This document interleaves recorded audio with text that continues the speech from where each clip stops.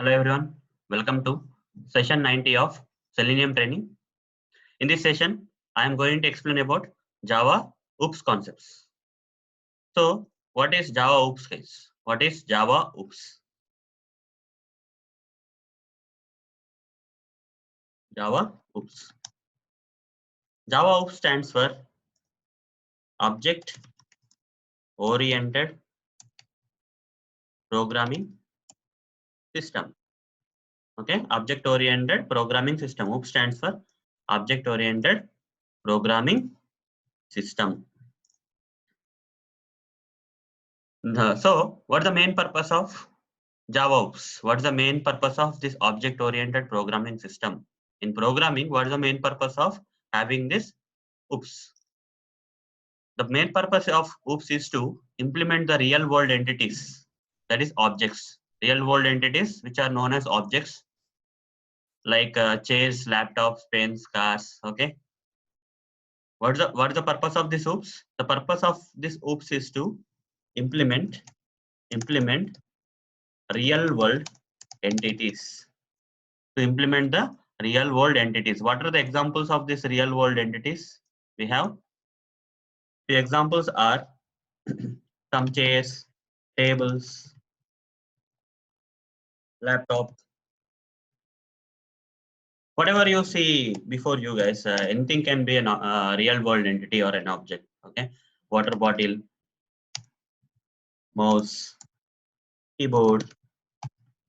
Okay, it can be anything. Real world pen,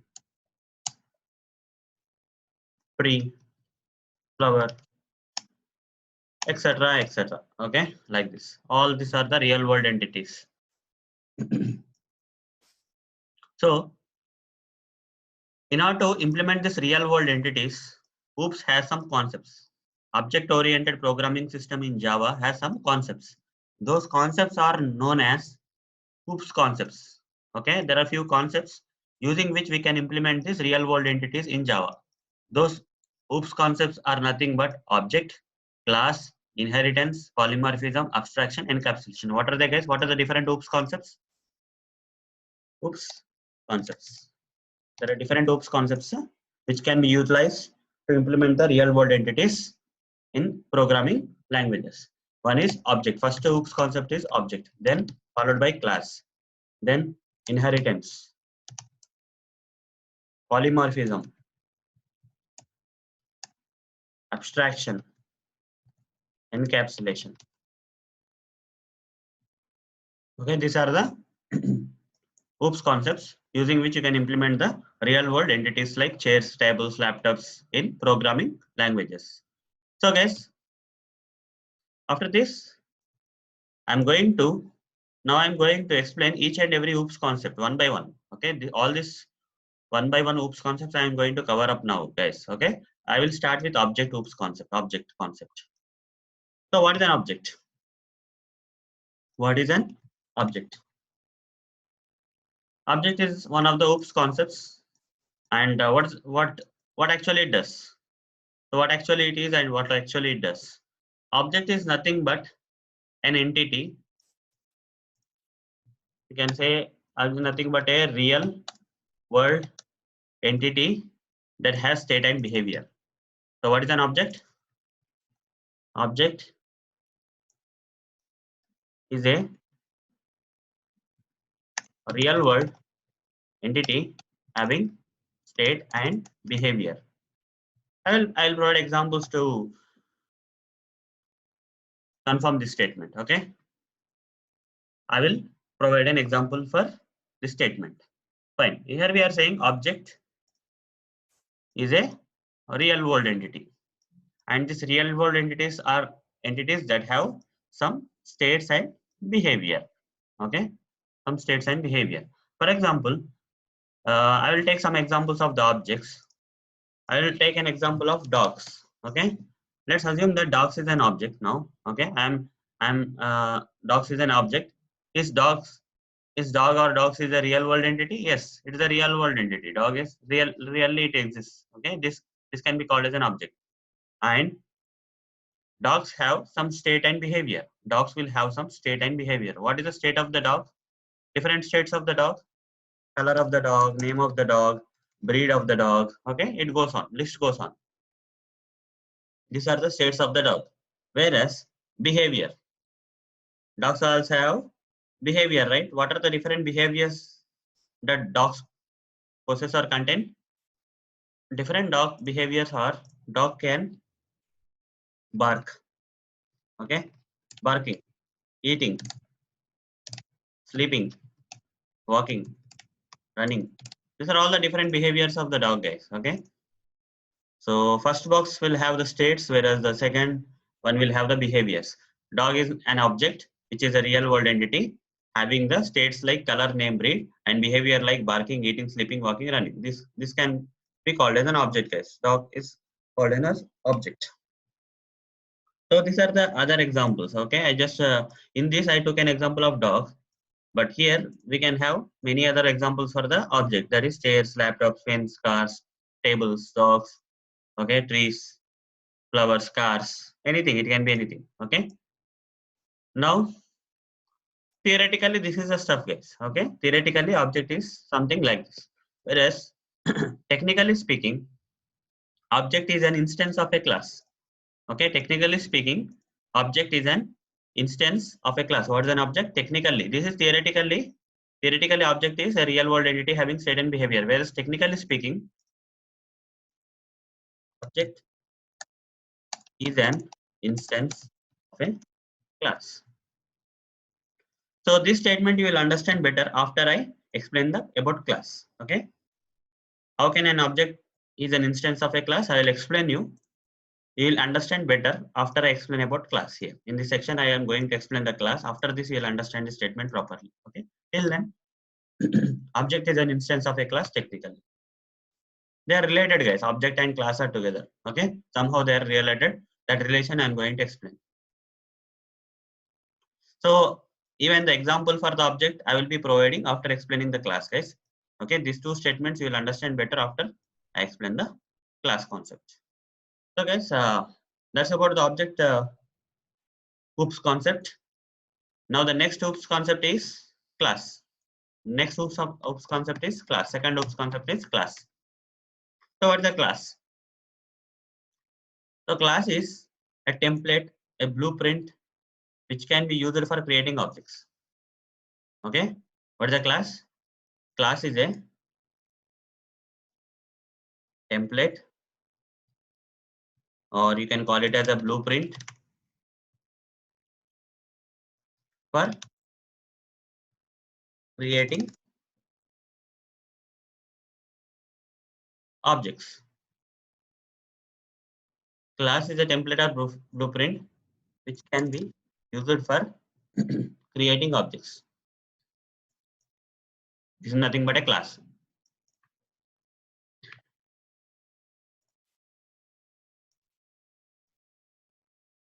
So examples for now you'll understand, guys, this statement and this statement you'll understand now.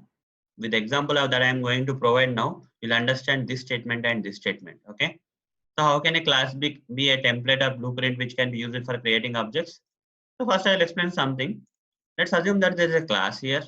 Okay. Let's assume that this is a class. Let's assume, don't worry about the class. Let's say this is some construction plan. Construction plan. Generally, construction plan will be given by the civil engineers or engineers, right? So they plan your house so that you can use that plan for constructing the real buildings or real houses. Okay.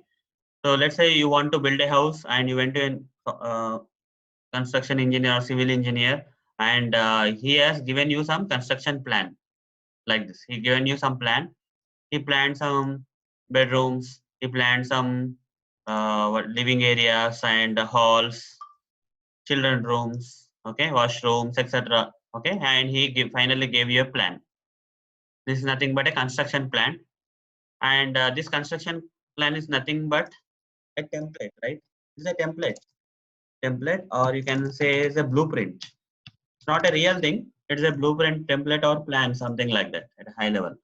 Okay, and this construction plan, when we use this construction plan, implement this function when we implement this construction plan, we can build some houses. Okay, we can construct some houses using this plan. We can construct the houses properly, right? Let's say I constructed three with the help of the same construction plan. I constructed some three houses. One of the house has only 2 floors. Let's say another house has some 3 floors. Another house I constructed is having some 4 floors. Okay, just by changing some properties or of few things in this construction plan, I was able to build some 3 to 4, 2 to 4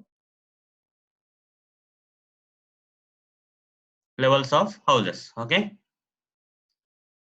2 floors, 3 floors, and 4 floors. Different type of floors I created. This I constructed, guys. This we got it constructed with the help of this plan. We got these things constructed. So this is nothing but an object, guys. Let's say this is a building one or house one.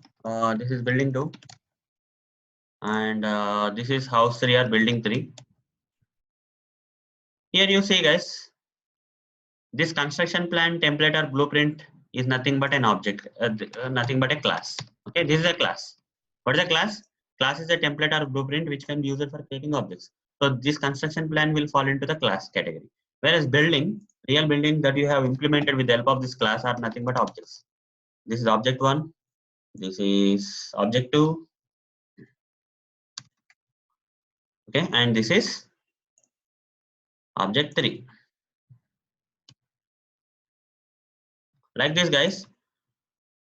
Class will have like this, is nothing but a template, whereas using the template we can create some objects which are nothing but buildings in this example. So similarly, okay, that's high level understanding of what is a class and what is an object. Okay, now so class is a template or blueprint which can be used for creating objects, whereas object is an instance of a class. Here you see these buildings are nothing but an instance of the class. Using this template we created these buildings. So that's the reason we call. Okay, so with the help of the template we create objects. In the reverse way, you can also say object is an instance of a class. Let's say there is a building 2. What is this building 2? Building 2 is a resultant of this plan only, right? So that's why we can call this object is an instance of this class. Instance. Okay. Output of this class. Object is an output of this class or instance of this class, whereas class is a template or blueprint which can be used for creating these objects. So that's how we have these statements, guys. Okay, and I'm going to take more realistic example. Okay, this is just to make you understand what's the plan, what is the template, what are the objects and all those stuff. I'm going to take more better example now for helping you understand what is a class and object. So this is the image, guys. So on the left side we have the class, on the right side we have the objects. Okay, so using this class template or blueprint, which we have created these 3 objects on the right side. Okay, these objects are nothing but an instances of this class. So first object is a Doberman, second object is a pug, third object is Dalmatian. Okay, so let's say this is a class, guys. A dog is a class and it has some states and behaviors. Okay, states are nothing but variables in Java and behaviors are nothing but methods in Java. Okay, so variables in states can be implemented as variables in Java, whereas behaviors can be implemented as methods in Java. Dog is nothing but the class name. Dog is nothing but the class name which will act as a template or blueprint for creating these objects on the right side. So here in this example we have something like this, right? We have the dog class. Dog class has some states and behavior. State is the breed name and breed name and color of the dog. Okay, are the states. Whereas behaviors, we have dog also has some behaviors. Behavior is nothing but barking, eating, sleeping, walking, running, and any other. So this together is a class, guys, which will act as a dog class. This is a dog class which has some states that are variables and behaviors that are nothing but methods. So on the right side Using this particular class as a template or blueprint, we are going to create some real objects. So what are the real objects? One of the real object we want to object one. This is object one, guys. That one we want to create or implement is breed is equal to Dalmatian, not one, Doberman. Okay, and name is equal to, give some name, any name you can give. Let's say I gave Ginger, and color is equal to black. Okay, this is object one I created. So when I assign these variables with some values, it becomes an object. Okay, this is an object. Another object using the same template, I can create another object having its own property values. Name can be, its breed can be pug. Okay, pug. I can give the name to this object as Ruby, and color is brown, I guess. Okay, brown. And another object also I will create for the same. So breed is Dalmatian. Name is Piper. Color is white. Okay, like this, guys. Using this dog template, we can create any number of dogs, real object dogs, any number of real object dogs. Okay, you can create any number of object dogs in programming. So, guys, this is a exact example of what actually a class is, and what are the objects, how the objects can be derived from a class. Here you can take any other examples. You can take this car class as a car, and you can create different models of the car here, objects models of cars. Okay, it's up to you. But now I'm going to demonstrate the same concept, this dog class template and this objects I'm going to implement in the programming, guys. I will be implementing in the programming. For that, let me open my Eclipse IDE, delete this existing projects. Okay, I'm going to create a new Java project. I'll say oops project. Click on finish. Right click on SRC, say new, say class demo. Here create a main method, public static void main string of args.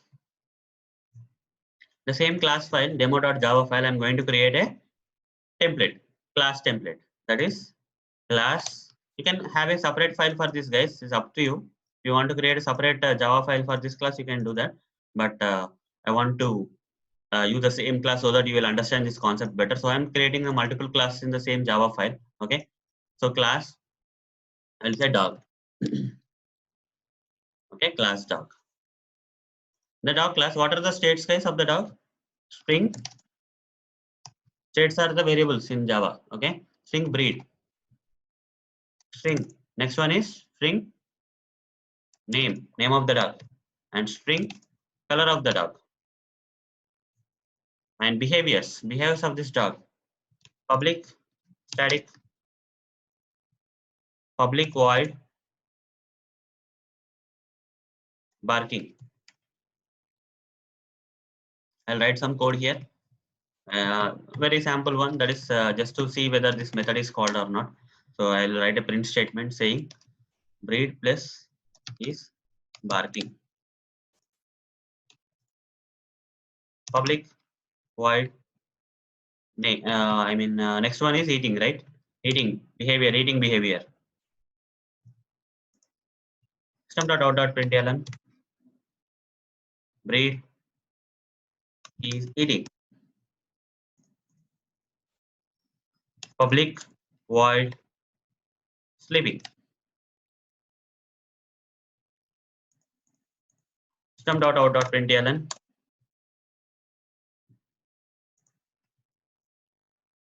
is sleeping. Public void working. System.out.println breed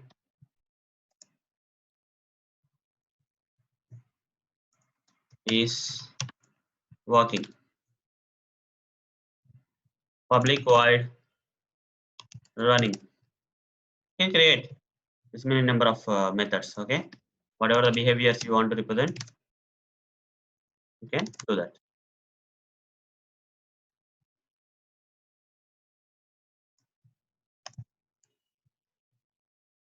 Running, and in this I'll say system.out.extra thing. I'll write some separator.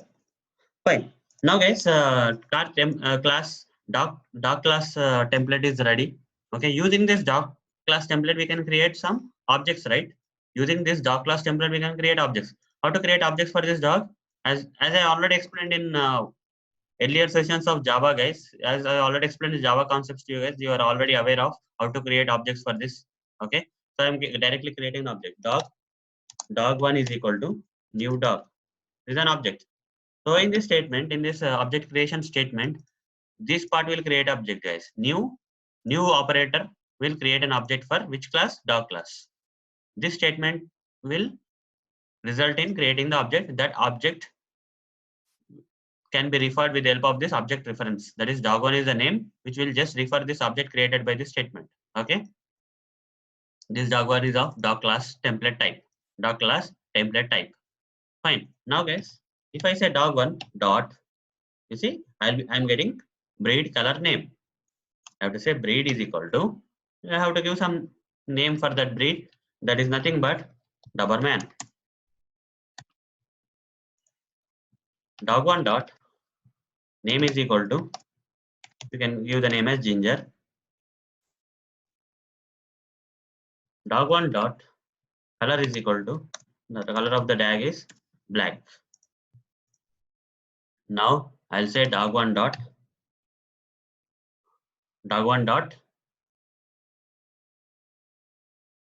barking. Dog1 dot eating. Dog1 dot sleeping. Dog1 dot walking. Dog1 dot running. Okay. So what will happen when I run this thing? When I run this thing, what will happen? This main method execution will start from the main method, and it will object will for the this car class dog class template will be created and assigned to this object reference. And using this object reference, we have assigned some values. These values, when this method barking will be called, okay, it will print breed. What is the breed I assigned? Doberman. Doberman is barking will be printed. Okay. Similarly, breed is eating, Doberman is eating, Doberman is sleeping, Doberman is walking, Doberman is running. All these statements will print those things. Okay, let's run this and see whether we are getting the expected output or not. You see, Doberman is barking, eating, sleeping, walking, running. Similarly, I want to create, this is a first object, guys. I created first object, initialize the variables, and then call the methods of that particular object using that object reference. Now, second object I want to create, another object, second object, dog2 I will say. Dog2 is equal to new dog. The new object, guys. We create a new object and assign to a different object reference. So if I say dog2 dot breed is equal to, I will say but dog2 dot name is equal to Ruby. Dog2 dot color is equal to some brown.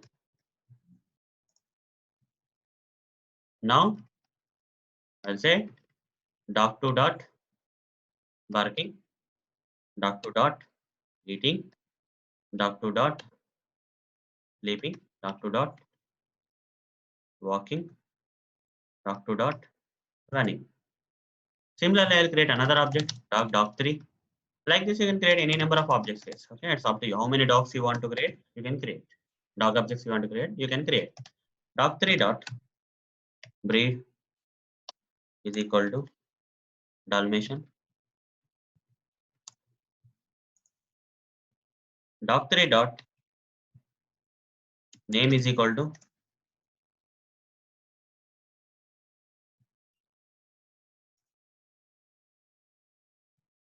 Piper. Dog3 dot color is equal to white.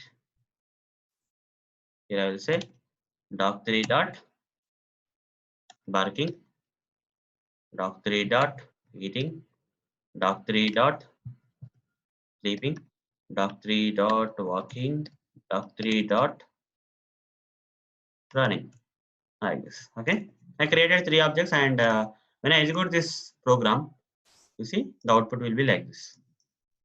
Doberman is barking, eating, sleeping, walking, running. Pug is barking, eating, sleeping, walking, running. Dalmatian is barking, eating, sleeping, walking, running. Okay, like this you can create a class template, say dog, and you can create any number of objects that you want to create with the help of this program. Okay, that's about the class, guys.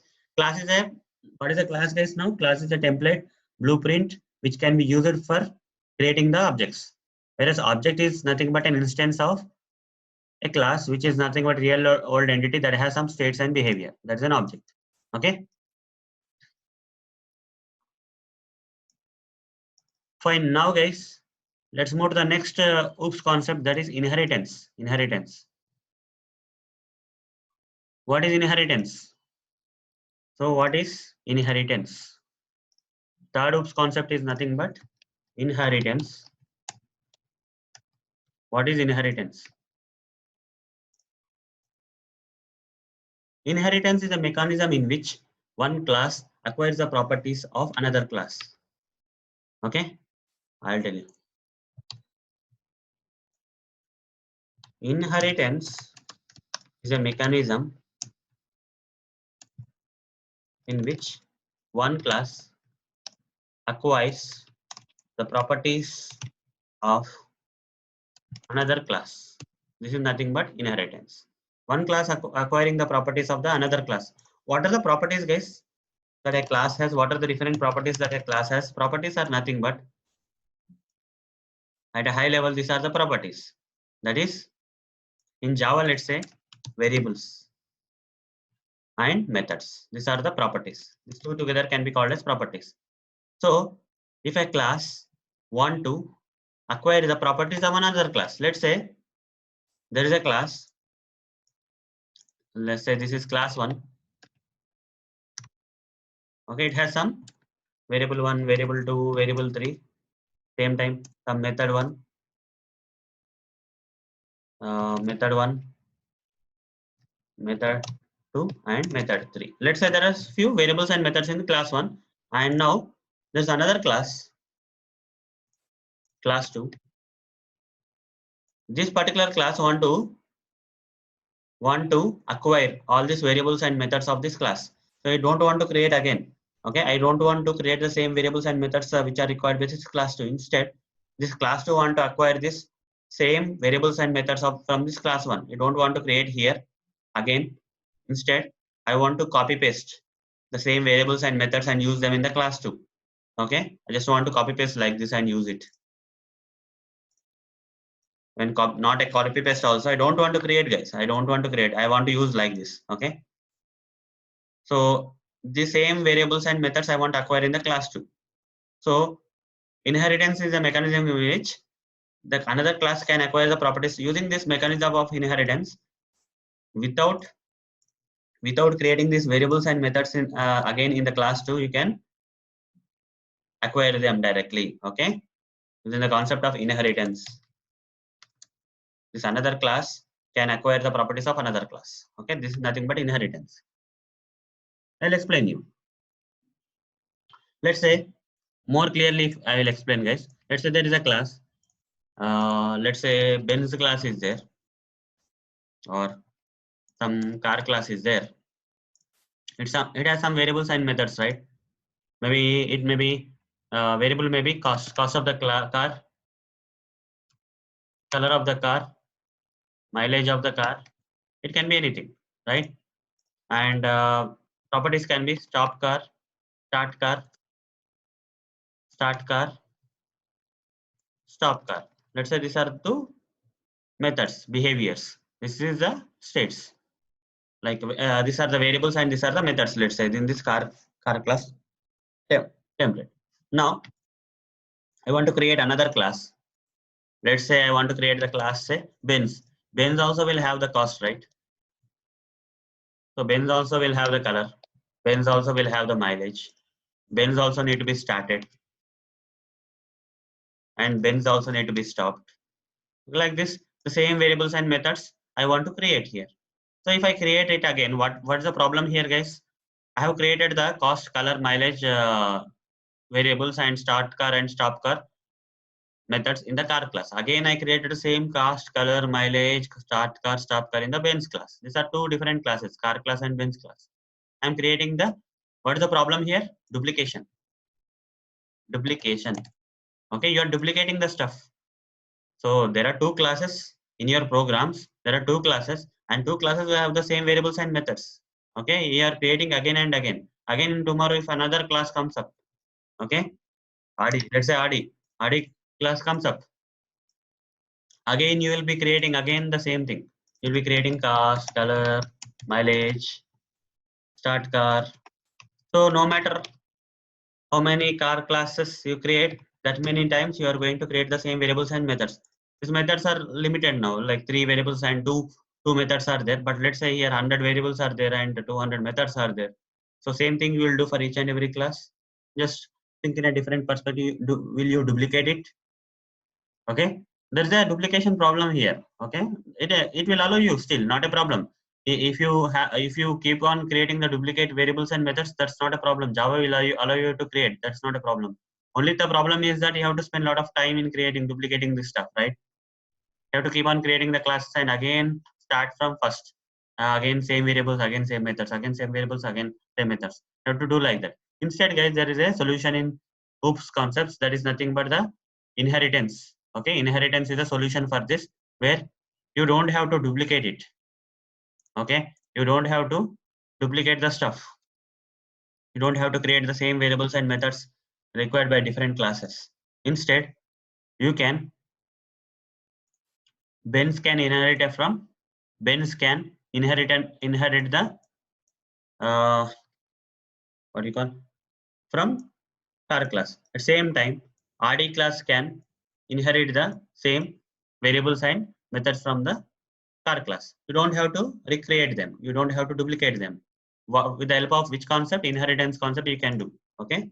If Benz class inherits, if Benz class inherits the properties of the car class, that's fine. You don't have to create again. At same time, RD class can also inherit the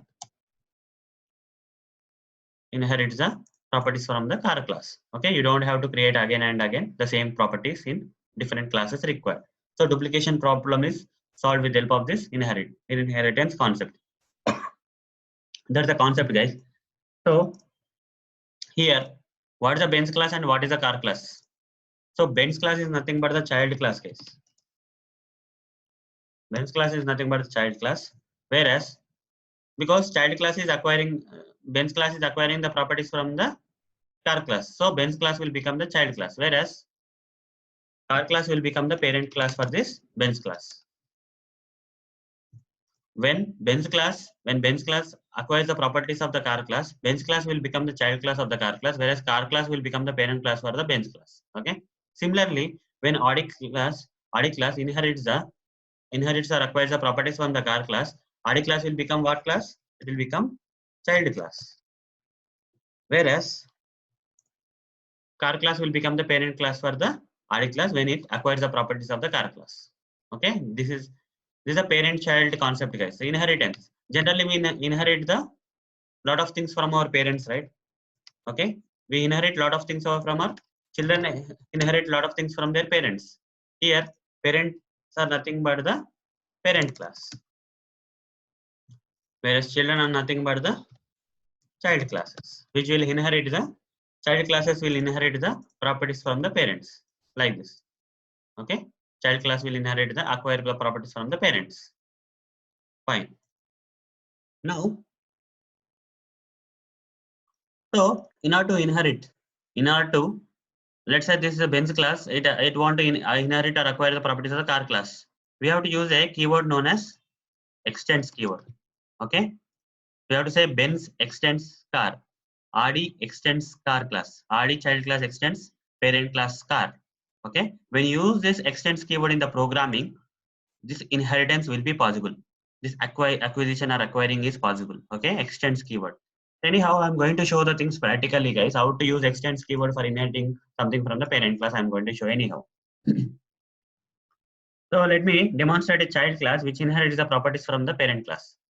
Let me demonstrate a child class which inherits the properties from the parent class. So this is an example that I'm going to demonstrate. Same car class and Benz class and Audi class if you want to. Let me create another class here. Right click, demo2. So let me create a main method inside this demo2. Public static void main string of args. Here I will create a class car.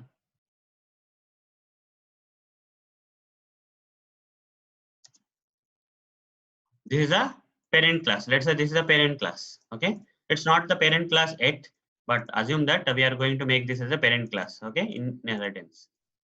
So car int cost string color string model. Let's say these are the three variables. Whereas methods are public void start car. Here public void stop car. Public void start car, public void stop car.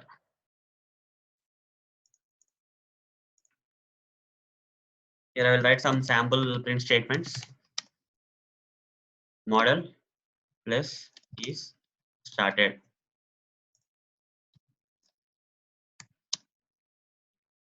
Here also model plus is stopped. So this is a class I created. For this class, I want to create another class, guys. The demo2 is the main class here. So here car class I created already. I'm going to create another class now, third class. That is class Benz, I will say. Class Benz. And I want to create some variables and methods. Let's say I want to create some variables like int cost, string color, string model. Am I creating the same variables? Yes, you created same variables.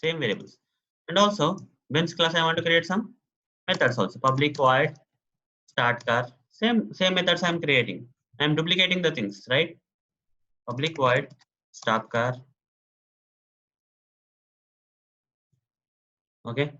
Here I can say same thing I'm duplicating, guys. Okay.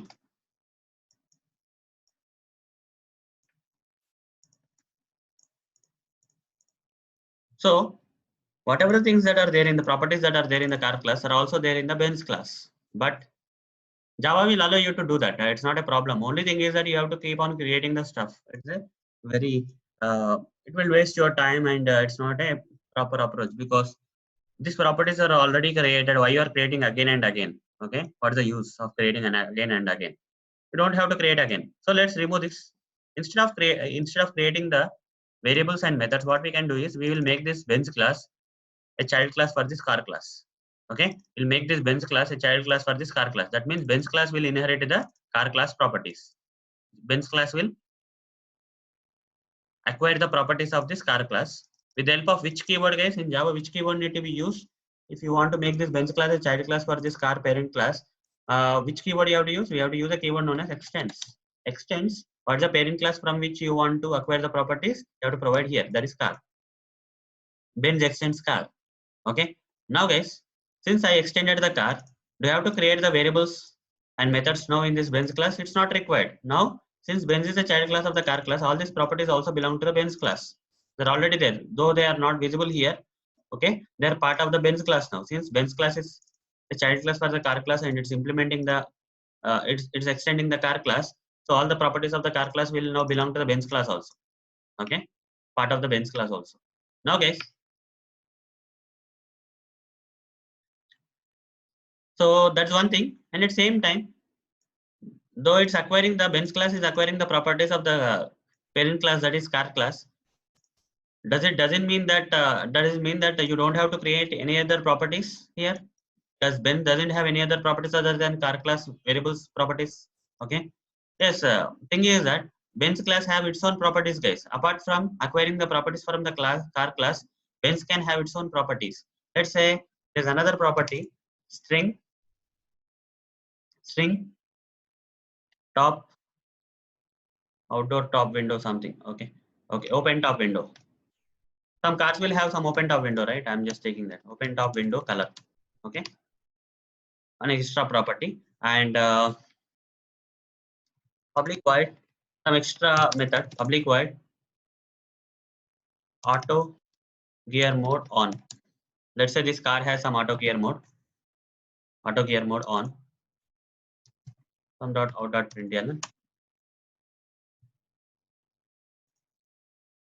auto gear mode is on. Okay, mode is on. Okay, now guys, you see Benz is acquiring the properties of the car class. Along with that, it has its own properties also. That means in the Benz class, there are how many properties now? How many variables are there now in the Benz class? Only one visibly. But since Benz class is extending the car class, it doesn't have only one property. It has four properties, 3 plus 1 now. Okay, Benz is acquiring the properties of the car class. At the same time, it has its own property of Benz class. That is four variables are there. And coming to the methods, there are two methods already in the car class. Along with that, Benz has its own method. So Benz class will, since it's extending the car class, it has three methods, 1, 2, 3 now. Okay, let's confirm that whether whatever I said is correct or not. Okay, let's confirm that. So step by step, we'll confirm the things. So first thing is that child class can have specific properties, that is variables and methods which are not available in the parent class. Though child class is extending the parent class, here child class Benz is extending the parent class car. Okay, it can have its own properties. That I explained you. Okay, along with that, I will be creating the object for the parent class. Okay, when I create an object, here two classes are there. Parent class is there, child class is there. You can create object for the parent class. You can also create an object for the child class. When you create an object for the parent class, okay, when you create an object for the parent class, can you access the variables of the parent class or also child class? That's the question, right? Here, answer is when you create an object for the parent class, you can only access the variables and methods of the parent class only. You cannot access the properties of the child class are not possible when you create an object for the parent class. Let's confirm that by creating an object for the parent class, you can only access the properties of the parent class only. You cannot access the properties of the child class. Let's say car1 is equal to new car1 dot. When you say car1 dot, you see color cost model is coming, but you are not getting this open top window color, which is part of the child class. You will not get, guys. Using the object reference of the parent class, you can only access the properties of the variables and methods of the parent class only, guys. Okay, that is color. You can give the color name here. Okay, I will say red. Car1 dot cost, say 8 lakhs. Car1 dot model Swift VDI is a model of the car. Okay, this thing you can do. Now, guys, can you do something like this? Car1 dot open car1 dot open top window. Can you do that? Window color is equal to some white. If I want to do, can you do that? No, you cannot do because this is not accessible. Thing is that when you create an object for the parent class, you can only access the variables of the parent class. You cannot access the variables or methods of the child class cannot be accessible. Now, if you say car1 dot start car1 dot stop car, you can say, but you cannot say car1 dot auto gear mode on. Okay, this you cannot say, guys. This you cannot say. Using the object of the parent class, you can only access the variables and methods that belong to the parent class. Now, along with that, now what if I create an object for the child class, which is in a child class is inheriting the acquiring the properties of the parent class. Along with that, it has its own properties. So when I create an object for the child class, what will be accessible, guys? All the properties of the parent class and along with the specific properties of child class can be accessible, guys. Let's say here, once the Benz1 is equal to new Benz. Okay, create an object for the child class. Using this child class object, you will not only access the properties of the parent class, acquire the properties of parent, but also the properties of its own class, that is child class. So here you see color. Color is equal to, I will say black. Benz1 dot cost is equal to some 30 lakhs, let's say.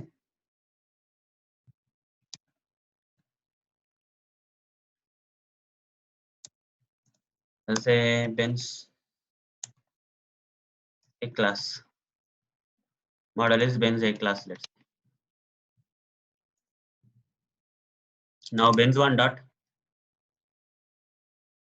start car, Benz1 dot stop car. Okay. So using the object reference of the Benz class, I was able to access all the properties of the parent class. That is parent class. This all color, cost, model, start car, stop car belong to which class? Parent class. You are able to acquire them, right? With the object of the child class, you are able to acquire them. Now, I will also be able to access the variables of the child class also. Benz1 dot open top window color is equal to, let's say, white. Okay. Same time we can say Benz1 dot auto gear mode on. Okay. You can do like this. So using the object of this child class, you can access the properties of the parent class at same time the child class.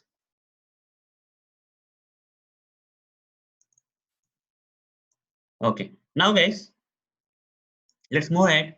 Okay, let's move ahead with other concepts of the inheritance. So inheritance has is a relationship. Okay, if you talk about inheritance, it is an which type of relationship? Is a relationship. Okay, inheritance is a relationship. Okay, why is a? For example, in this example, we have taken some Benz class, right? Okay, Benz is a class like this. It is a relationship. It is a relationship. Okay, inheritance is a relationship. And there are different types of inheritance, guys. There are different types of inheritance. I'll explain one by one now. Types of inheritance. Types of inheritance. Types of inheritance. What are the different types of inheritance we have? One is single inheritance.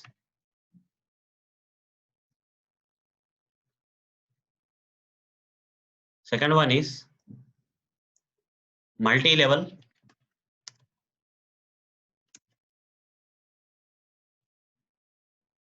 Multi-level inheritance. Third one is hierarchical inheritance.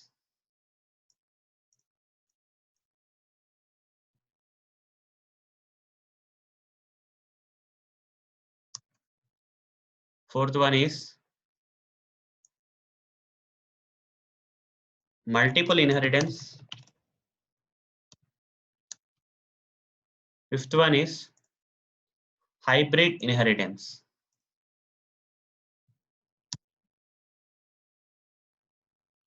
So there are different type of inheritance here, right? In inheritance, there are different ways you can implement the inheritance. Those are nothing but the types of inheritance: single inheritance, multi-level inheritance, hierarchical inheritance, multiple inheritance, and hybrid inheritance. In this, Java supports only these three things, guys. Java doesn't support multiple inheritance and hybrid inheritance are not supported by Java, whereas single inheritance, multi-level inheritance, and hierarchical inheritance are supported by Java. I'll explain why Java will not support this other multiple and hybrid inheritances. Okay, fine. I will show you some examples, guys, for single inheritance, multi-level, and hierarchical. Okay, and followed by them. So coming to the single inheritance, that is the first type of inheritance. You see, this will look like this. There is a parent class, there will be a child class. Child class will be acquiring the properties of the parent class. This kind of child class in inheritance is parent class. You can create whatever the example I gave you, right? That is nothing but the example for the single inheritance. Here car class is there, here Benz class is there. Okay, Benz class is acquiring the properties of a car class. So parent class is car.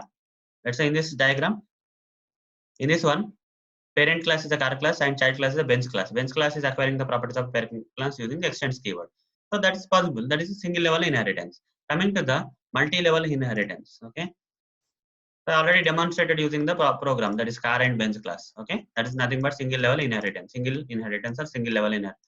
Now multi-level inheritance. Multi-level inheritance. It will look like this. Sorry.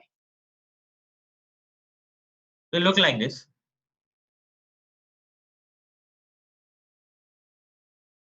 Animals class is there. Cats class is there. Lion class is there. Okay. Cats. There are different cats, right? Normal cat is there, domestic cat is there, lion is there, tiger is there. They all come into the cats category. So these cats come under animals category, and this lion come under cats category, right? So this type of multi-level, there are the first single inheritance only one level was there, but here you see in multi-level inheritance there are more than one. Okay, so here lion class is acquiring the properties of cats class is acquiring the properties of the animal class. You got that right? This is like you can extend it like okay, you don't it may not be three guys, it can be 4, 5, 6 levels also. Okay, multi-level. The list can be going down, but multi-level. I'll be creating this new class. Right click, demo 3.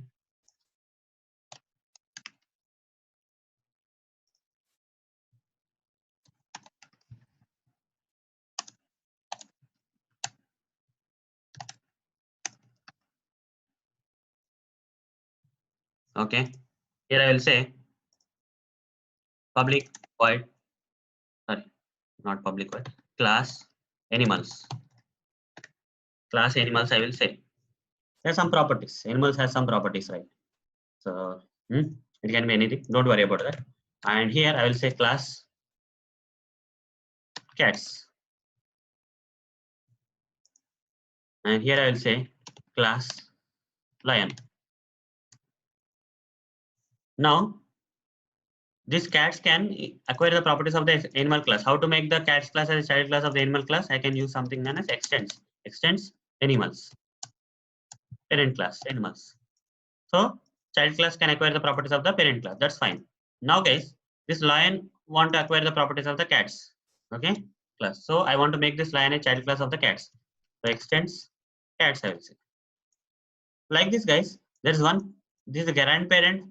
This is a child of this grandparent, and this lion is the grandchild of these animals indirectly. Okay. So this is the top level. This is the second level. This is the third level. Like this, you can create any number of extensions like this. Okay. Cats is extending animals and lion is extending the cats. This is known as multi-level. Okay, this is known as multi-level inheritance. Now coming to the hierarchical inheritance. Hierarchical inheritance. This will look. This inheritance will be. This is possible in Java and it looks like this: cat and dog. Okay. So here we have animals class. Here we have cats class, and along with the cats class, we also have the dog class. Dogs. Okay, class. Let's say. Okay. Now, cats class want to acquire the properties of animal class. At the same time, dogs class also want to acquire the properties of the animal class. So what we'll do? Cats extends animals, I will say. Animals is the parent class for this cats class. At the same time, dog also want to acquire the properties from the animals class only. Animals. So here, animals class has two child classes. What are they? Cats and dogs are the direct child classes of this animal class. Cats and dogs are the children of this parent animal class, animals class. Okay, like this also you can do. That is nothing but hierarchical inheritance. Hierarchical inheritance. Whereas other two type of inheritance are there. These are not supported by Java. These are not supported by Java. Let's see how the Java is restricting us from implementing this type of inheritance concept. That's, let's say, multiple inheritance. Multiple inheritance. It will look like this. In conceptual, multiple inheritance will look on the something on the left side diagram. So class A, class B are there, and class A want to acquire the properties from both class A and class B. This is not possible in Java base. Okay. I will create something here. I will make this A. I will make this B. I will make this C. Like this, three classes are there, and here let's say class A, class B are there. Class C want to acquire the properties from class A and class B. Class C want to become a child class for both this A and B. That is, class C want to make this A and B both parents. This is not possible in Java, guys. Let's say extends. You can only extend one class, guys. Okay. Class A extends A is fine, or class A extends B is fine. But you cannot say class A extends A comma B is not possible. You'll get an error. Okay. Only one class is allowed to be extended, guys. You cannot extend multiple classes in for a child class. Only a child class can only acquire the properties from a single parent class. Multiple classes inheritance is not possible. So that is like multiple inheritance. If it is possible, right, that is multiple inheritance, which is not supported in Java, guys. Java doesn't support this multiple inheritance. Whereas coming to hybrid inheritance, okay, this multiple inheritance you can observe here is part of this hybrid inheritance. Class B, Class C. Class D is trying to inherit the Class B and Class C at the same time, which is not possible in multiple inheritance, right? Hybrid inheritance has this multiple inheritance inbuilt. That's the reason even hybrid inheritance is not also supported in Java. Okay, it's also not supported in Java. A single class cannot acquire the properties from multiple classes. Okay, that's not possible in Java. So that's the reason multiple inheritance and hybrid inheritance are not supported in Java. Now guys, one more thing in the inheritance. Here let's say the demo class. Suppose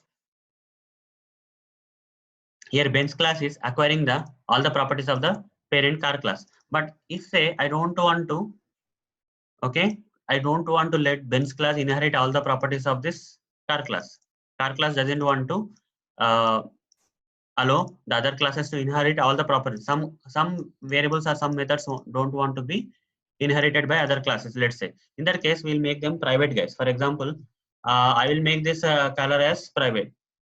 What will happen guys when I make this color as private? You see you are getting error here. You cannot access it. Inheritance is not possible guys. It this all apart from the private variables, all the variables will be inherited by the bench class, whereas only this private variable will not be allowed. Okay, this variable is restricted to the parent class itself. Child class cannot inherit, even though it extends. This private variables cannot be accessed with the help of the object created for the bench class. Similarly, if you make this chapter as private directly,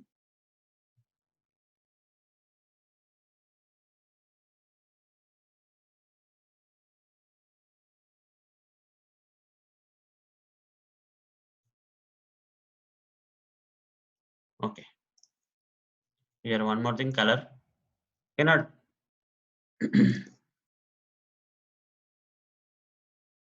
Okay, I'll remove this. So if you privatize the variables, so what will do? What will happen? You cannot access them outside. Okay, you can access them outside. Still, you see, this one also cannot access. This particular variable cannot be inherited nor can be accessed using the object reference, right? So, but in order to access this, we'll create some objects methods here using which we can access the private class. But inheritance is not strictly not allowed. Inheritance is strictly not allowed. So if you don't want something to be inherited by the child class, you just make it private, guys. Okay, you just make it private. Fine. So privatizing the data will stop the data from inheriting by the child classes is the concept. Okay, you can see you already saw that. Now let's move to the next one, that is next hoops concept, guys. So far I explained about this many hoops concepts, guys. First one is object I completed, then followed by class, then inheritance I explained, right? Now let's move to the next oops concept, that is nothing but polymorphism. Next oops concept is polymorphism. Polymorphism means, okay, when you poly means many. Okay, if you break this statement, okay, into two, what is poly and what is morphism? Poly means many. Okay, many. Poly means many. Morphism means forms. Many forms. Poly means many forms. So here, polymorphism in simple terms is one thing in multiple forms. Many forms. So there are two types of polymorphism. That is, one thing is compile time polymorphism. There are two types of polymorphisms in Java. We can implement polymorphism in two forms. One is compile time polymorphism. Other one is runtime polymorphism. Compile time polymorphism is nothing but overloading, guys. Overloading concept is nothing but compile time polymorphism, whereas runtime polymorphism nothing but overriding. You already know these concepts, right? Overloading and overriding. In polymorphism means many forms. Compile time polymorphism means overloading, and whereas runtime polymorphism nothing but overriding. Okay. So overloading. Multiple methods having the same name but with different signatures. That is number of parameters, type of parameters, order of parameters is nothing but overloading, guys. Okay, you already know this concept, guys. I will demonstrate the overloading concept anyhow. Okay, let's say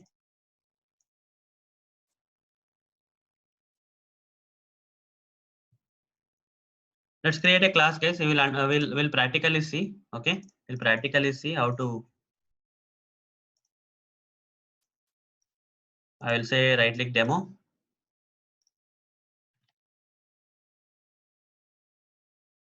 Demo 4, I will say. Here, I'll create some methods, guys. In this demo 4, I'll create some methods, guys. First method is public void add. Okay, add. I'll say add int a comma int b. I'll say int a comma int b. Now system.out.println. Okay, system.out.println. I will say the sum of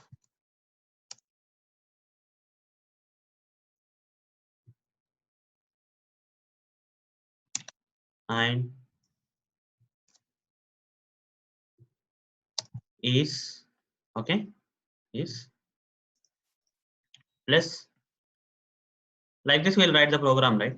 Generally a plus b. Okay, sum of a and b is a plus b. Now here I'll write something. Same thing I will copy paste. I'll duplicate. I'll copy paste here. What will happen, guys? When I try to create the same method having the name same, the add name of the method is add. Here also name of the second method is also add. And at same time, there are two parameters int a, int b. Here also two parameters int a, int b are there. Two parameters, and also the type of parameters int are also matching. So when these things happen, it will Java will treat this particular method as a duplicate method, guys. Java will treat this kind of methods as duplicate methods when they have the same name, same properties, same parameters, okay, and parameter types and the order of the parameters. If they are same, then they are treated as the duplicate methods. To overcome this problem, we can tweak this in a different way. Either we can, either we can increase the, either we can still have the same name. We can still have the same name, but we can overcome the problem of duplication by Java. How to do that? For example, one of the uh, parameter I will make it double, guys. You see, duplication problem has gone away. Why? Though these two methods have the same name, and the same number of parameters are there here. Two parameters are there here, two parameters are there here. Still, there is a difference, right? What is the difference? Here, the second parameter has, the first method has int type. The second parameter in the second method has double type. That makes the difference, guys. Okay. Again, let me copy again and paste it. One more way. Again, duplication problem came because same method, same number of parameters, same type of the parameters, same order of the parameters, right? Now, what I will do here is, I'll do one thing. I'll duplicate this method. Okay, I'll duplicate this method, second method. So here, two methods are duplicate of each other because same name, same parameter types. Okay, order is also same. Simply, what I will do is I'll change the order of the parameters. For example, I will make double first parameter as double and second parameter as int. What will happen, guys? What will happen? Duplication problem resolved because even though the name is same, the type of name, the count of the parameters is also same, and the parameters types are also same, but the order of the parameters is different here. You see, order of the parameter types is different. Here, first one is int. Here, first one is double. Here, second one is double. Here, second one is int. Order is different. That's the reason it's not treated as duplicate. Now the third one. Third one is, for example, I will copy paste this one. Here duplicate. These two are duplicate of each other. Now if I add one more parameter here, let's say int c. So these names are same, method names are same. Even the first two parameters are same, but the second method has an extra parameter that is int c. That's the reason it's not duplicate of the first one. Okay. Now here,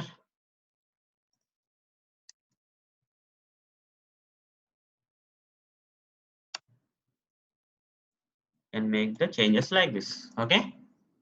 Now guys, this is also done. So Java will allow you to create duplicate methods when they have the different count of the parameters, or they have the different type of the parameters, or different order of the parameters. Based on all these things, number of parameters, or types of the parameters, or order of the parameters. Based on this, Java will allow you to create the duplicate methods inside the same class. Inside the same class, we created some duplicate methods. Why I'm calling duplicate methods? With the duplicate name, I created the duplicate methods, right? But they have the different count of the parameters, or different type of the parameters, or different order of the parameters. That's the reason Java is allowing you to create some duplicate methods having the same name. This concept is known as overloading. Okay. Since Java is allowing you this kind of creation of the duplicate methods having the same name with different type of things is nothing but the concept is known as overloading. It's a compile time you can also call it as compile time polymorphism, because if Java will not allow you to create duplicate methods as it is, right? When you copy paste the same method here, it will give an error saying that this is same as the first method. Okay, compile time, Java is able to resolve the thing. So compile time errors are coming. That's why it's called as compile time polymorphism. So I also demonstrated this. Same thing can be applied for the constructors, guys. So let's say I want to make these things instead of methods, I want to make this, replace them as constructors. Constructors doesn't have the return type, so I'll remove the void. Okay. I'll just replace the voids and make these constructors. Okay. And what is the next property of the constructor? Return type will not be their constructor, and name of the constructor will be, name of the methods will be same as the name of the class, like this. Now this became the constructors. Okay, constructors having the same name, but different count of the parameters, or different type of the parameters, or different order of the parameters. Okay, so the same concept I applied it for the constructors. This concept is known as constructor overloading.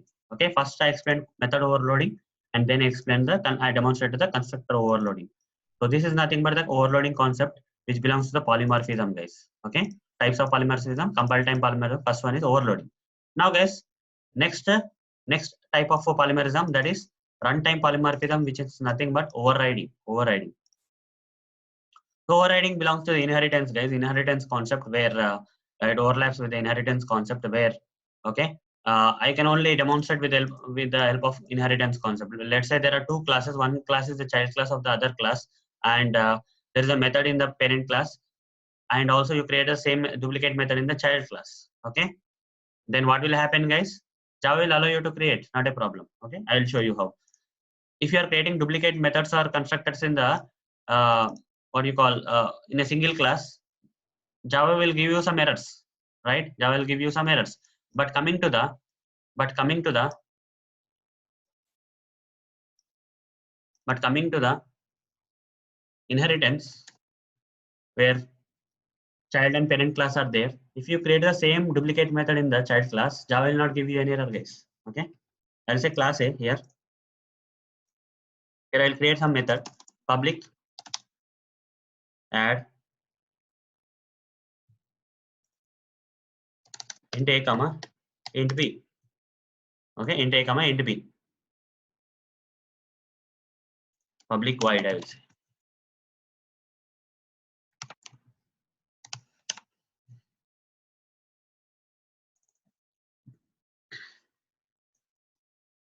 I don't want to waste time, so I just copy pasting it.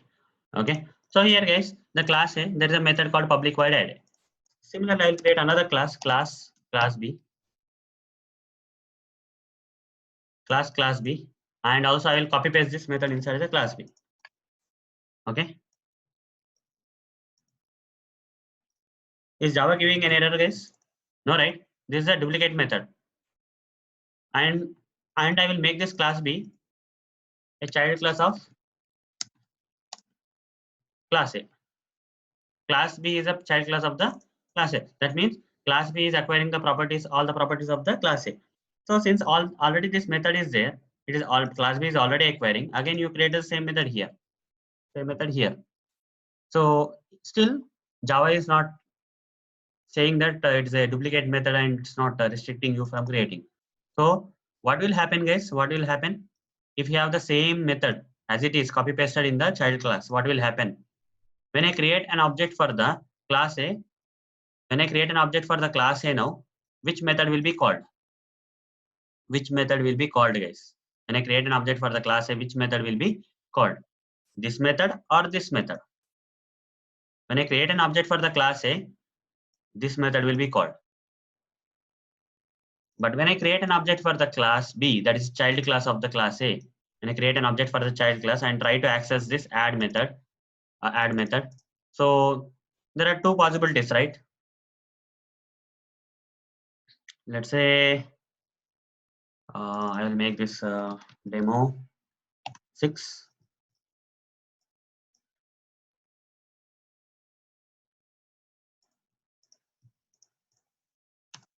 Class A, just small modification I'm doing.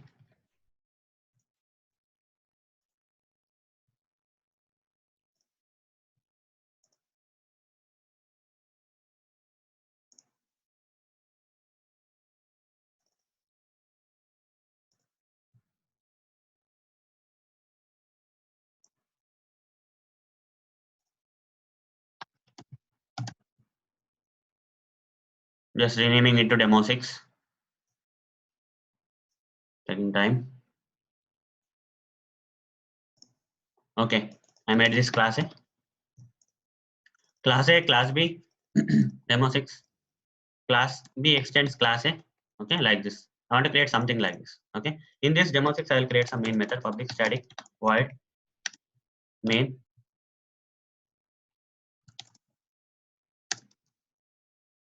Okay, I want to create something like this. Save it. Now, guys, class A is there, class B is there. Class A has this method, class B has this method, class A.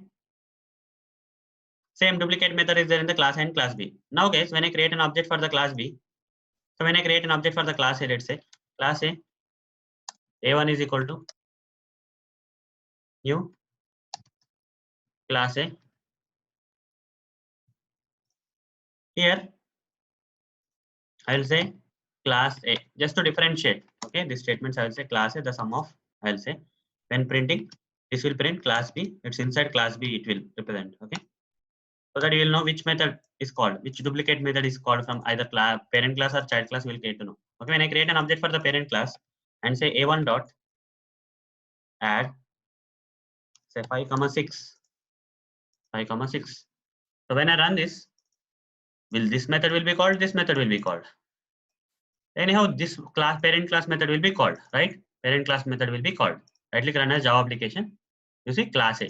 Class A is nothing but parent class. The sum of A and B is 5 and 6 is 11. Got printed. That's fine. But guys, when I create an object for the child class, when I create an object for the child class B, B1 is equal to new class B. When I create an object for the child class, if I say B1 dot add same thing 5, 6 I will give. There are two possibilities, right? So class B is acquiring the properties of the class A. At same time, class B is having its own method, which is nothing but a duplicate method of this thing. So when I create an object for the class B, will the inherited method will be called, or because they have the same name, they have the same, they are duplicate methods. So will the inherited method from the class A will be called when I create an object for the class B, or the method specific to the class B will be called? What will happen? So here overriding will take place, guys, when there is a confusion. Because class B has two methods now. One is acquired by the from the class A and another one is in the class B. Both are same. So Java has to decide whether to go with this acquired method or this method because they are duplicate of each other. So in this case, guys, Java will apply a concept called as overriding. Overriding. That what will happen here is when a particular method which is there in the class A is already, when a particular child class implements a method which is already there in the parent class, in that class, Java will override this class with this class. That means this method in the child class will replace the method in the parent class. Okay, replace. It will not inherit this one. Okay, even though it inherits, it replaces this method with this method. That means the method in the child class will be called, guys, rather than the acquired method. Okay, both even though they are duplicate. Right click run as, you see, you will get that. Class B you will get. Okay, the method in the child class will be overriding the method in the child parent class. Hence, the method in the child class will be called, even though it is same as the method in the parent class. Okay, that's the concept, guys. This concept is known as overriding. So what if I make this into C? Now what will happen? What will happen, guys? Just I added one more thing. Now is this method a duplicate method of this method? No, right? It has different number of parameters, so it can't be duplicate. So now when I say b1 dot add 5 comma 6, will this method will be called or this method will be called? Definitely this method will be called acquired method, because this method is not overriding this method. This overloading. This method is overloading this method. Okay, in inheritance it's overloading now. You see, class A will be printed. The sum of 5 and 6 is 11. If it is duplicate, override. If it is not duplicate, overload. Okay, like this. This concept is known as overriding. So guys, can you implement the same concept for constructors? No, you cannot implement the constructors, because overriding cannot be implemented for constructors. For example, you create a constructor in this class. Let's say you create a constructor. How you create constructor side? Public class A is a constructor. Now here, if you have to create the constructor, can you copy paste this one and paste in this?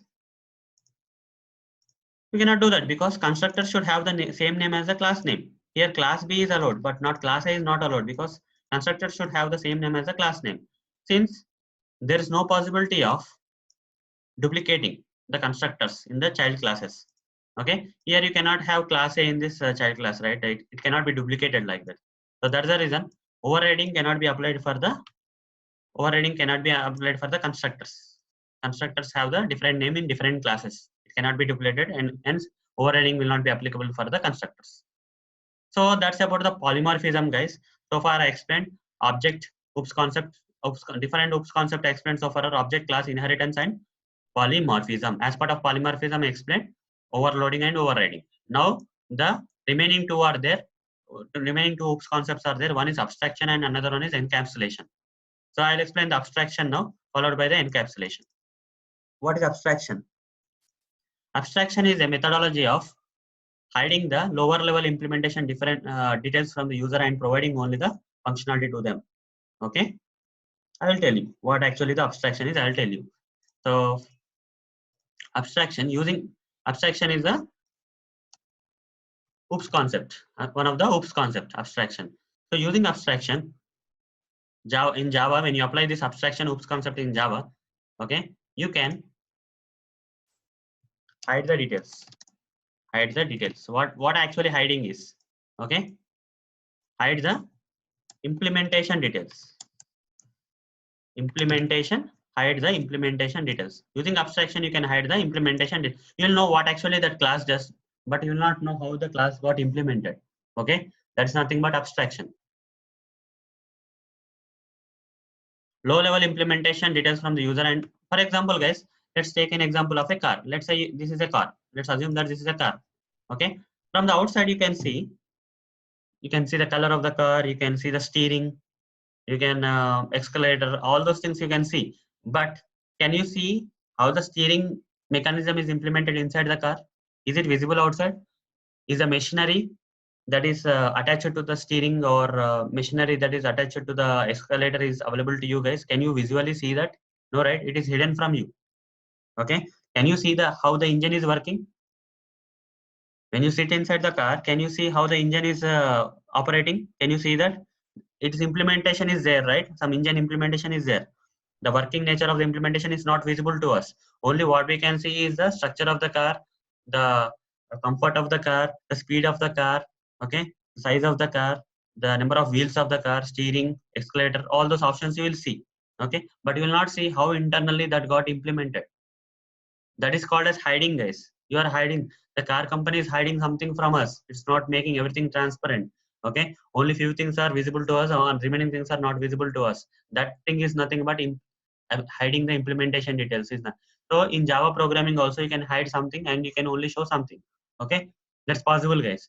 With the help of abstraction concept, OOPS concept, you can hide the implementation details. Only we can know the function, we can know how it functions, but we doesn't know how it is implemented, guys.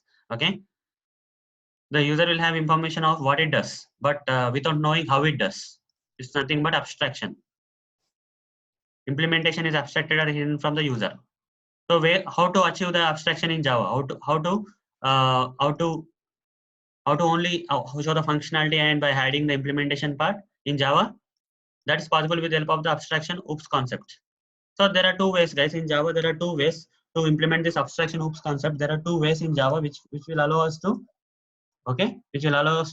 uh, implement this abstraction in the oops Java concepts. The two things are, one is abstract class. Some classes known as abstract classes in Java which allow you to do that. Okay, abstract class. Along with the abstract class, there is something known as interfaces. Interface. Abstract class and interface. This is a class. This is an interface. Okay, this is a class. Abstract is a class and interface is an interface. So using these two concepts in Java, you can implement the abstraction oops concepts. So two things: abstract class and interface. Abstract class and interface will contribute to the in Java will contribute to this abstraction oops concept.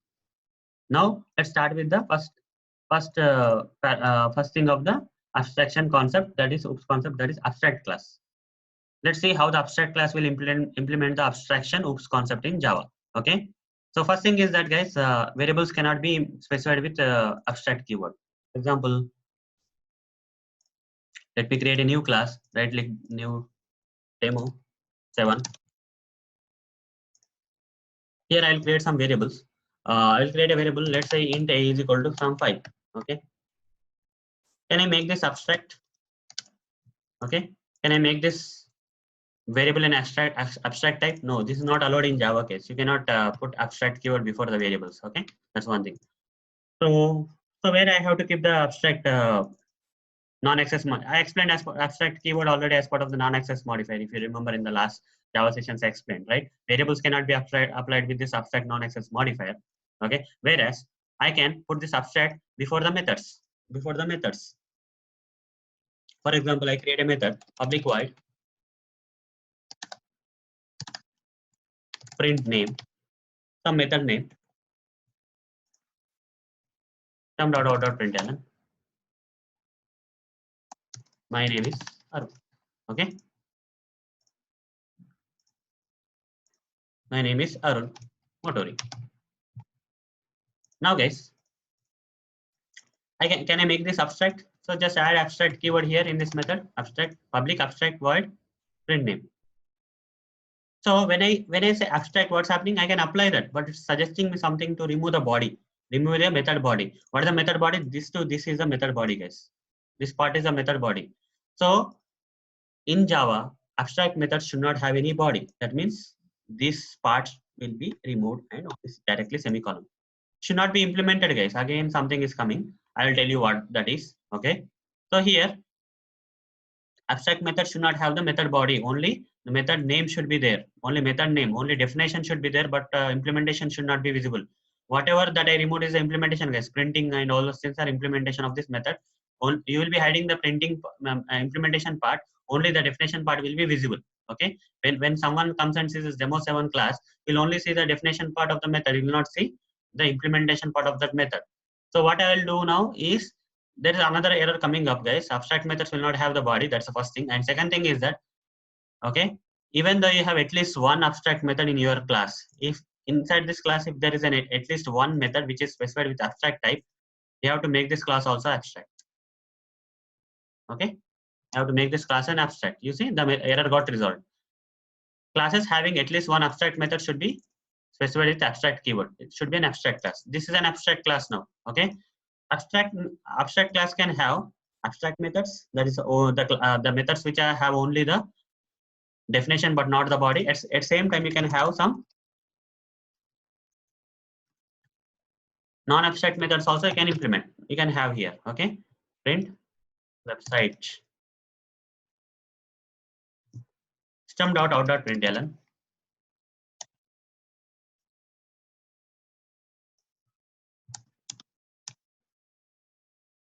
Website name is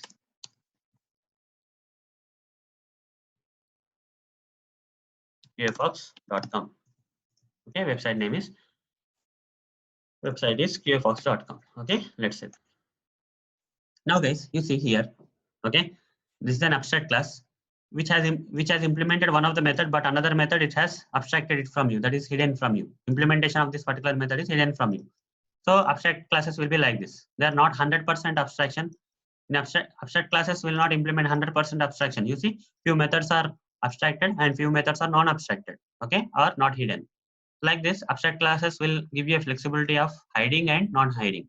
Whatever it want to show, it can show. Whatever it don't want to show, it can hide. Okay, this is abstract class.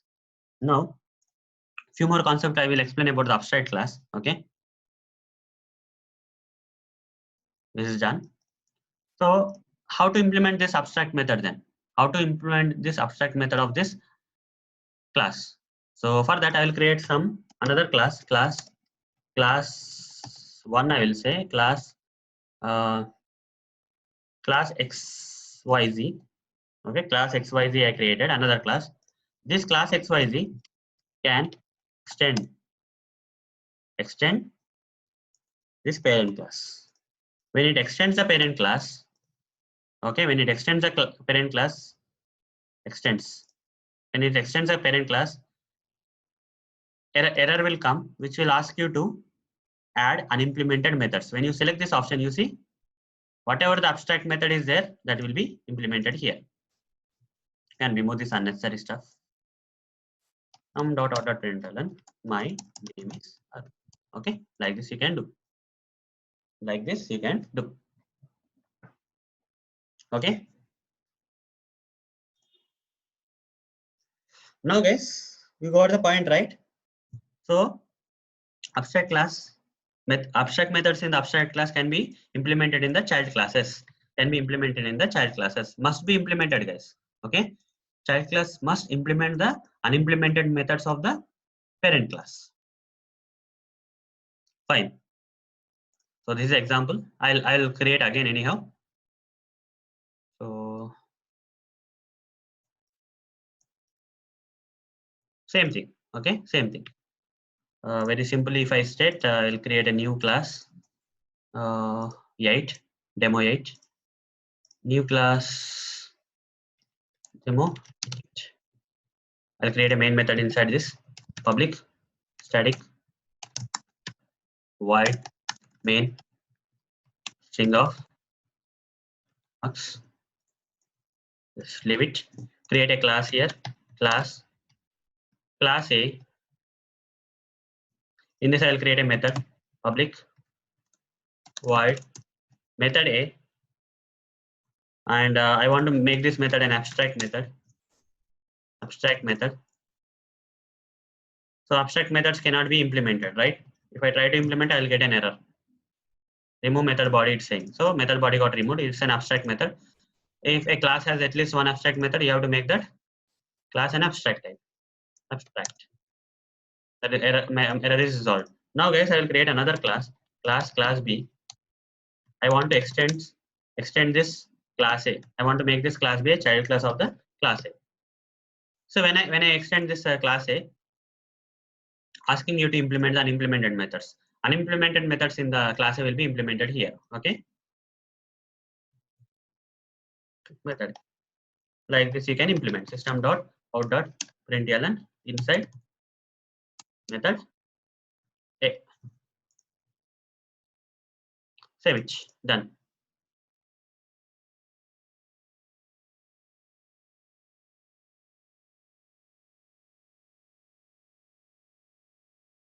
What's saying? It's saying something. Class the type class B is already defined. Where is that defined? No.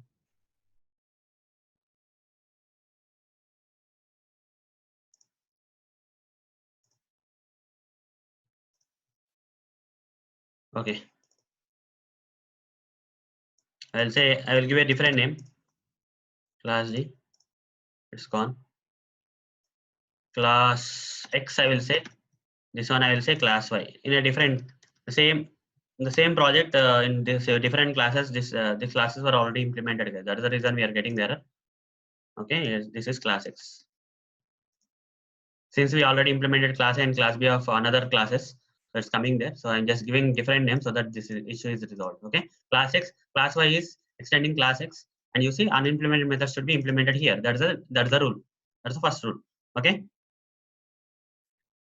So when the parent class don't want to implement everything, we can make that we can make them abstract methods. Okay. And parent class doesn't want to implement something, that portion we can make as abstract methods in the parent class, super class. You can also call the parent class as super class case. Okay. And child classes as subclasses. Fine. Now, objects can't be created for the abstract classes. For example, this is an abstract class, right? Class X is an abstract class. Try to create an object for the abstract class, class X. Class X, X1 is equal to new class X. Can you create an object? Can you uh, create an object for the abstract classes? No, guys, you cannot create. You see, cannot instance the type X. Okay, objects cannot be created for the abstract classes. But how to access this method then? How to access this particular method in the class X? There is a way, guys. You don't have to create an object for the classes. Instead, this you have to create an object for the class Y. Okay, class Y. Create an object for the class Y. Class Y is equal to new class Y. Now you see you can create an object. Now using this Y, you can access Y dot